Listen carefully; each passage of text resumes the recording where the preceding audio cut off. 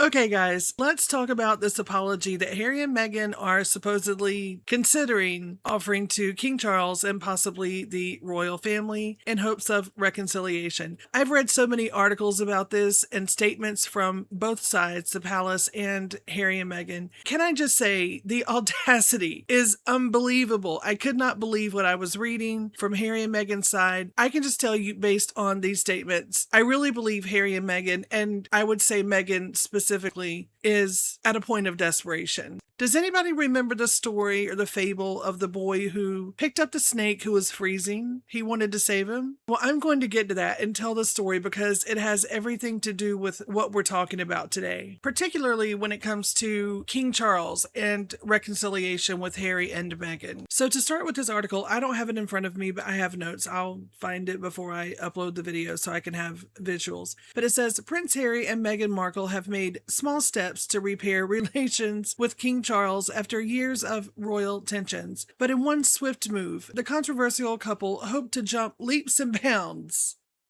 I bet they do. I bet they do.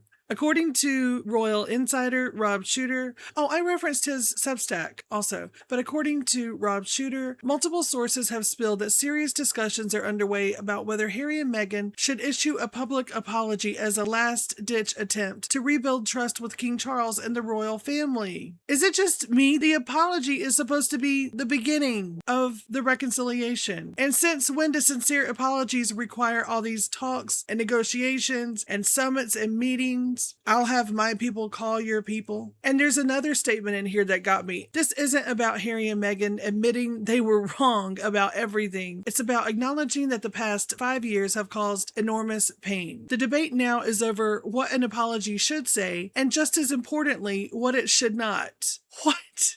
I can't take it. And then another source. Everyone agrees trust has to be rebuilt. The challenge is finding language that gives the king the respect he wants without forcing Harry and Meghan to walk back every interview, documentary, or page of spare. Not my words. That's what it says here. Harry and Meghan, you guys keep using this word apology, and I don't think that word means what you think it means. If you're really sorry, you're going to need to walk back every single interview, every podcast, every documentary, and every page of Spare. And Harry, Spare was pretty creepy, okay? I don't care if Meghan Markle wrote that entire book. I'm convinced she did. But you narrated it. You signed off on it. Even if you're not sorry, you know what? You ought to walk back every single page of that book just for the sake of humanity, okay? A lot of us had to read that book just to see what you had to say. And now we can't unknow what we know about what you had to say. We were not ready for all that, Harry. That was way too much information. So you could just walk back all of that as a little starter apology, as a first move, as a gesture. Sorry for going off on a tangent, but I've never known one person in my life, much less two, who had such difficulty offering a simple apology. It's just not that difficult. Even for stupid people, it's not difficult.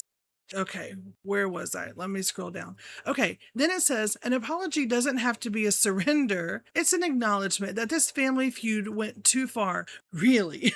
Well, that's the understatement of the year. It says, Charles wants peace, but he also wants respect. Well, he should have respect. What do they mean he wants respect? He should just have respect. And then it says, this could be the real first step toward both. Can you guys see why I get worked up just even thinking about this stuff? I have to take a break from these two. I have so much respect for these creators who talk about Harry and Meghan day in and day out because I can't do it. And speaking of creators who talk about Harry and Meghan day in and day out, I need to give a huge thank you to Laura at Think Beautiful. This is long overdue. This was a while back. I left kind of a fangirl comment under one of her videos. She, on one of her videos, read my comment and mentioned my channel and said, hey, go check out her channel. She's got some good stuff. I loved that she didn't fawn, that she didn't gush, because I know that this is a baby channel. When I started it, I didn't even know how to put a video together. I drove my kids crazy asking them, okay, how do I do audio? What do I do about video? Laura did that for me, and it was such a kindness. I've learned the hard way. Every second counts. If you don't get to the point, people will click over to someone who will. She didn't have to take the time to give me a shout out and to tell her viewers about my channel. So many people left such nice comments. So many subscribed. and you just can't know what that means for a small channel like mine. Think beautiful, Laura. When I'm taking a break from Harry and Meghan, yours is my top go-to channel when I just want to see what Harry and Meghan are up to, and you make it so funny. It's so hilarious. If you watch my channel, you probably already know about Think Beautiful. It's a growing channel, but on the off chance that you don't, Think Beautiful, she posts every day. She is on top of everything they do, and she is ready to let everyone know. You won't believe what Meghan did this time. You won't believe what Harry and Meghan did yesterday. And it's a great way to keep up with them, but also just to laugh your ass off at them. Love that channel. So Laura, again, thank you so much.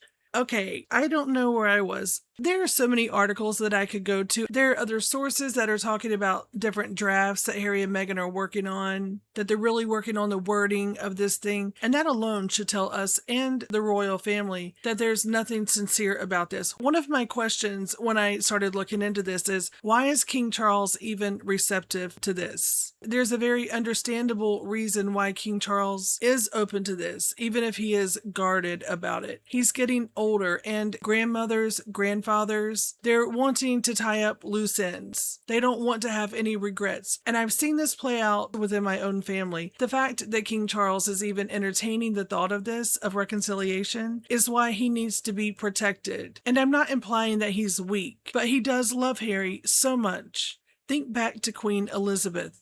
She went against her gut on so many issues, trying to welcome Meghan into the family. At one point, Harry and Meghan were one half of the Fab Four. That was the plan. And the Queen bent over backwards trying to get along with Meghan. And bending over backwards trying to get along with anyone was not something the Queen did. She always carried herself with decorum and grace. She was regal, always. But she did not work to get along with someone who was just purposely difficult to get along with. But she did that to try to keep peace within the family when Meghan came into the picture. And the reason I say King Charles needs to be protected is because he loves Harry just as much as Queen Elizabeth did. So if sentimentality takes over and begins to reign, no pun intended, over common sense, over what he knows he needs to do when it comes to Harry and Meghan, especially Meghan, Charles may really think that he's working toward peace with his son, with Meghan, with his grandchildren, and Meghan has no intention of making peace with his family. Meghan still despises Catherine just for being Catherine. She still resents William for not playing her game, for refusing to even interact with her. Meghan is not looking for peace here. Meghan is looking out for Meghan. And if King Charles continues with these talks, even entertaining the thought of accepting an apology and starting to rebuild this relationship, is going to end the same way, I fear, for him, God forbid, as it did for Queen Elizabeth and Prince Philip, which is heartbreaking. Thank God for William and Catherine and Queen Camilla, who really have their eyes on this and I'm sure are looking out for Charles.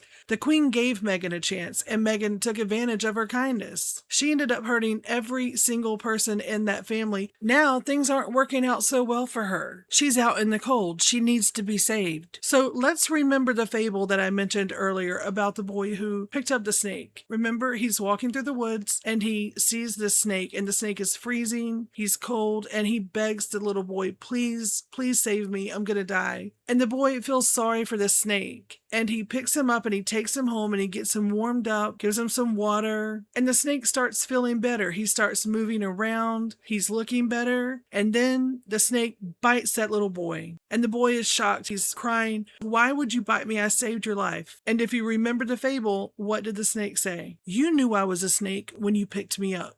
Narcissists never apologize. Snakes always bite. In my opinion, Meghan is both. I hope this doesn't happen with King Charles and Harry and Meghan. I hope this won't be a repeat of what happened with Prince Philip and Queen Elizabeth. So again, to any of you who might be dealing with someone like this in your life, I hope if it's happened to you before that you know how to make sure it never happens again. Okay guys, thank you for spending a little of your time with me today. It means so much to me. Please feel free to leave your thoughts in the comments. I love reading the comments. And until next time, take care.